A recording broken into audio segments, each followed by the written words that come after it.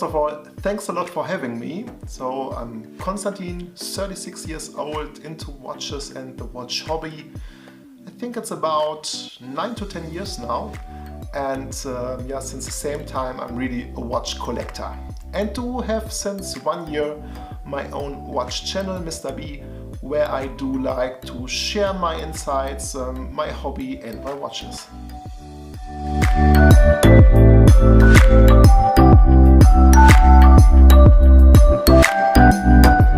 This is actually a very good question. I think there are 3 people who get me into the hobby. On the one hand, my dad, who really enjoyed checking out the windows of the ADs in the next cities, or when we were on holidays in the next city. He was really crazy about going along the ADs windows and check out the new releases of Breitling, Rolex, Omega and so on. But he never actually purchased himself an expensive watch because he thought it was better to spend the money on his kids, thanks to him. But yeah, this was the first way I get a little bit into the hobby, I think.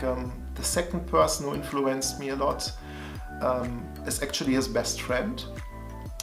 And he received in the 70s from his wife, when he graduated or finished his study, a 5513 Submariner. And this is where the Rolex legends again are created. He does wear this watch every day, 24 hours. It's in beautiful condition, has developed a great patina.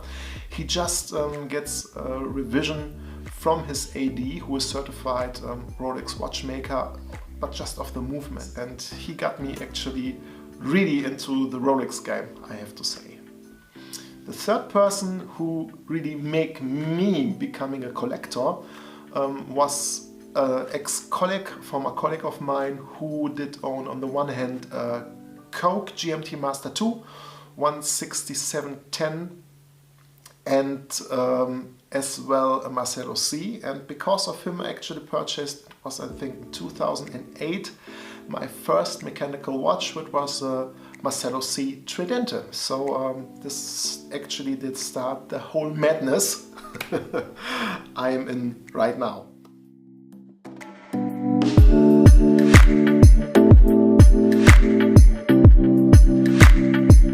In my collection right now, about 10 pieces. I would not present here all of them, but I would say the 4 I'm the most in love with.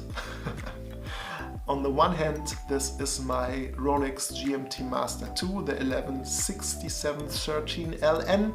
It's a 2-tone GMT Master, and this is the first Rolex I purchased, and the first, I would say, really expensive watch.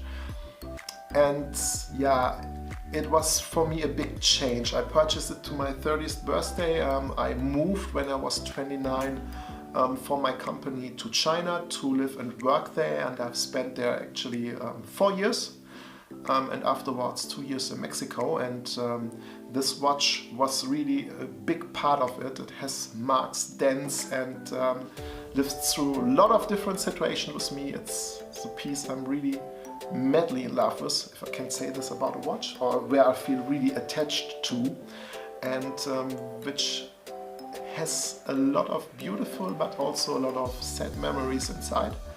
And this is actually the core piece of my watch collection.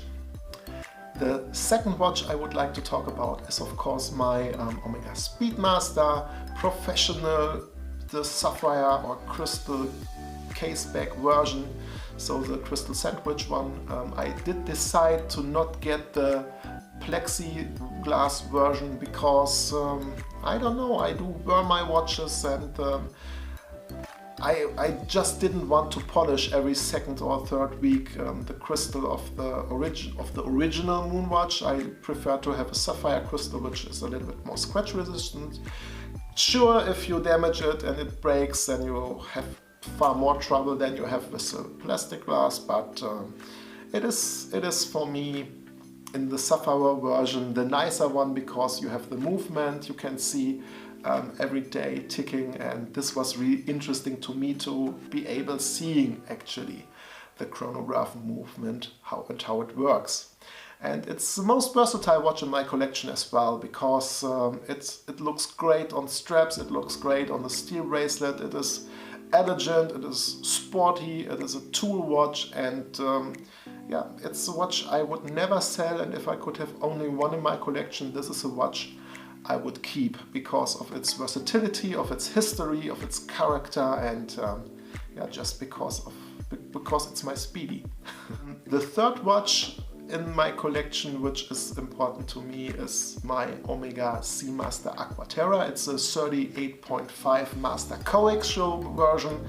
I'm not too fond of Omega, that they do improve and work, it feels to me, every year on the design of the Aquaterra. I think the master coaxial version is the most beautiful one. It has an interesting movement. The design is, from my point of view, really well done, really well balanced, and it is in my collection right now the dress watch. I got actually a enormous Club Campus now, so it will be more the sporty dress watch, where the Club Campus is more the elegant dress watch. Nevertheless, this watch as well was with me in Mexico a couple of times, in great holidays in Cancun and in Huatulco. So also there are a lot of memories attached to this watch, and it feels and wears really great, especially during the summer, and it's one of my favorite summer watches, I have to say. Fourth watch I would like to talk a little bit about is of course my Breitling Avenger 2 chronograph. I purchased beginning of this year, and I have had before Breitling the Super Ocean Heritage diver.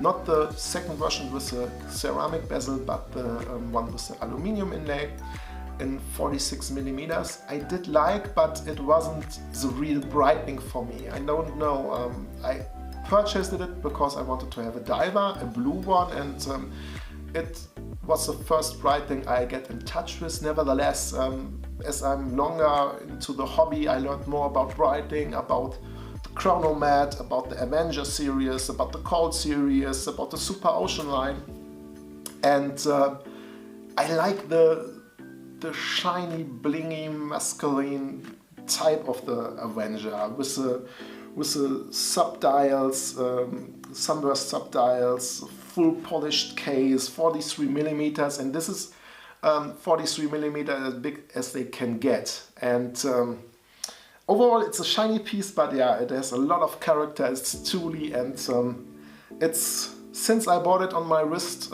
without a chance of being replaced right now, well, it will be replaced maybe pretty soon from my Aorus stack on, but this I will wear more in the summer. This is pretty heavy, so this is more like my winter watch.